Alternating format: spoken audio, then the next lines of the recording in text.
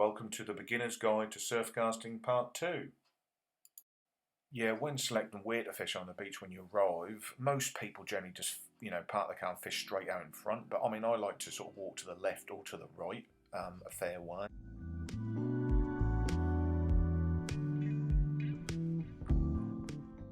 Yeah, that way you avoid snags.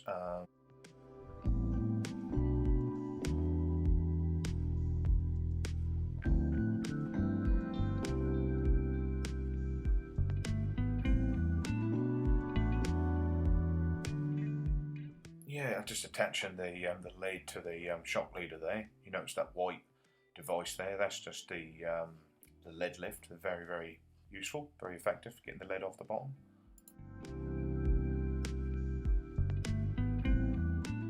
Yeah, I've set my tripod close to the sea. The sea is ebbing at that present time, and plus it's calm enough to let me do that.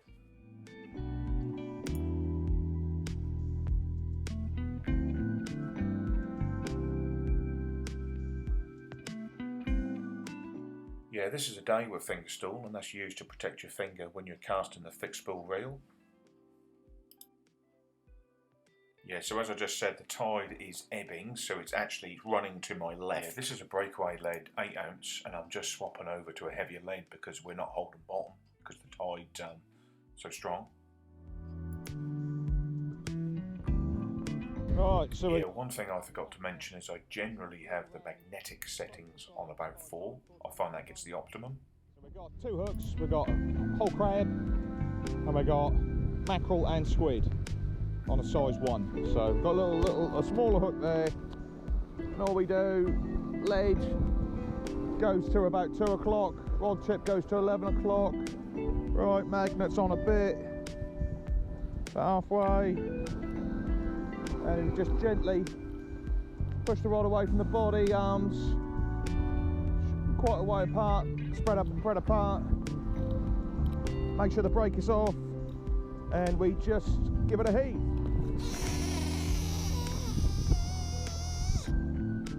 There you go. Pay out the line in this tidal area, and back we go to the spot. Yeah, it's nice to sit down and have a bit of a rest when you've been sort of baiting up and casting and retrieving this, that and the other. But I'm just particularly conscious of the fact that the rods are not crossed over, they're not tangled, and that they are, one rod is one side and one rod is the other, to avoid any sort of disasters if you've got a good fish on. Yeah, so it's £20 line I'm using there, nice and strong in case I do run into a snag. But you notice I'm just using my thumb just to guide that mono on the spool evenly, so my next cast is nice and smooth.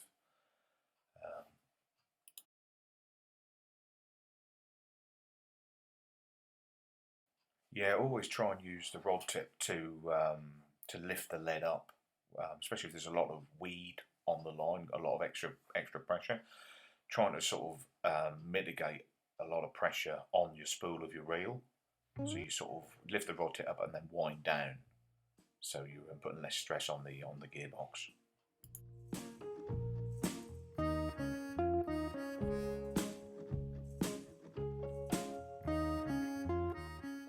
Yeah, nice and calm, excellent fish landing conditions today. However, if you find yourself in a big swell, you've got a nice fish on, your star drag has to be adjusted perfectly, so when the fish does get sucked out in the breakers, line can give. You can walk down with the fish and do it. You can grip the spool with your thumb, but it's a bit of experience required in those situations when you've got fish on in a big surf, in a big sea. Yeah, at the end of the day, they are only fish. It's not worth going for a swim over. So if you're going to find someone in a situation which is just too difficult, at the end of the day, they're only fish.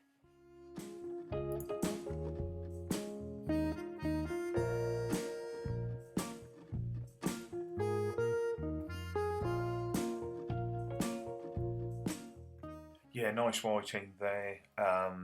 I strongly recommend using small hooks for beach fishing if you're starting out. Cox and Rule uptight extra hooks here.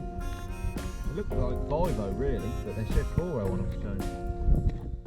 Yeah, we were actually going for a skate on this day, which is why we were had bigger hooks. But here's a frozen lugworm I've prepared earlier, and they're really effective for cod.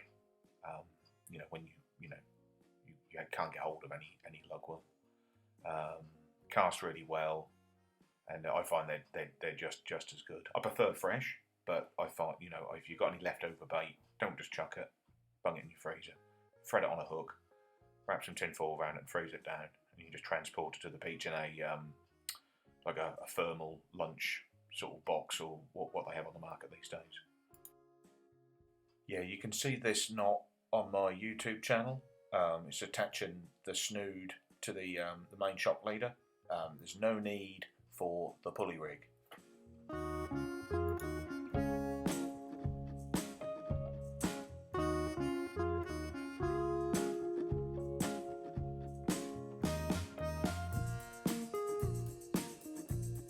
Right, so we've got some shore crabs we got the other day, frozen. Bit of squid left over, I think. A little bit of cuttle there. We've got some. Yeah, bait is quite expensive. I would just, try and. Only experience will help, but you want to try and get your bait management skills up to speed as quickly as possible, because that will save you some money. I find you can bring too much bait down to the beach when really you only need half as much. You can see the weed when I first got here. What I was bringing in. So I was just, when that happened, you cast short, and now the tide's gone out a little bit further, so I'm now pushing it a bit. So I'm casting this big rod here, this stiff rod, whacking it out, and you can see straight away it's just pulling round. Look, landed over there, and that's pulled right round to there. But that's holding bottom. That's a 7-ounce lead. And this one here. Yeah, when you're casting your baits from your designated fishing spot, I generally walk up tide. Probably 50 yards, something like that, and then cast. So by the time the gear settles down, settles on the seabed, you're sort of back in line to where you are in position on the beach. Very tidal here. It doesn't matter whether you cast a long way out or a short way out. It's more easier to manage if you put it in close. Often than not, sometimes you'll turn up fishing. You'll have the best rods for casting. You'll get the maximum distance. You'll get some 80-year-old old boy will rock up right alongside you. He'll have a broom handle of a rod. Yeah, the baits I'm using for skate are a crab and squid, pretty much. And we've got about sort of 4 or 5 hook on there.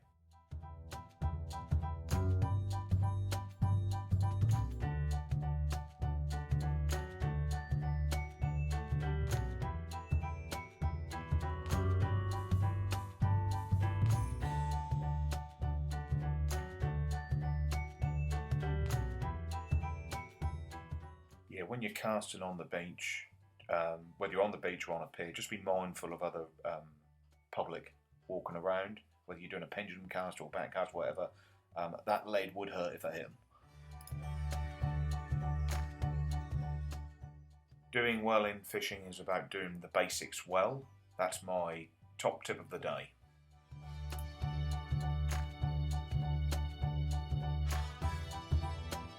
Yeah, you just have to pluck it really. Hold the line tight, you just pluck it, but you never know what sort of weed you're going to get. This is. Yeah, when the tide is strong, all you need is a little overarm flick, and that is all you need, 30-40 yards out.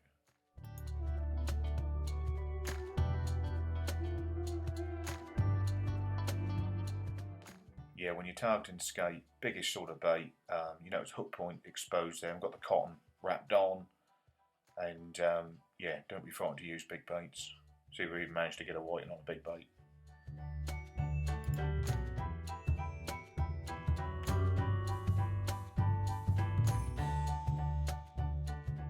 Yeah, this was an enjoyable session, but you notice there wasn't many other people fishing on the beach, which is often a telltale sign that there's not that many fish about, or it's a weak tide or something like that. Yeah, try and visit the forums for your area and they'll tip you off, and if there's some good fish in the area.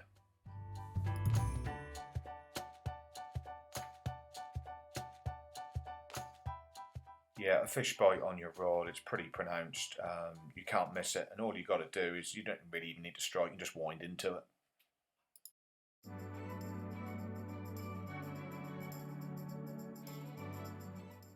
Yeah, weed is a bit of a nuisance, but it's just one of those things. When you do surf casting on the beach, some places do have lots of weed. Yeah, maybe fish neap tides, weaker tides, if weed's a bit of a problem in your area or on certain beaches. Yeah, I hope you enjoyed the video, guys, and please subscribe to my channel. Thank you, and see you again.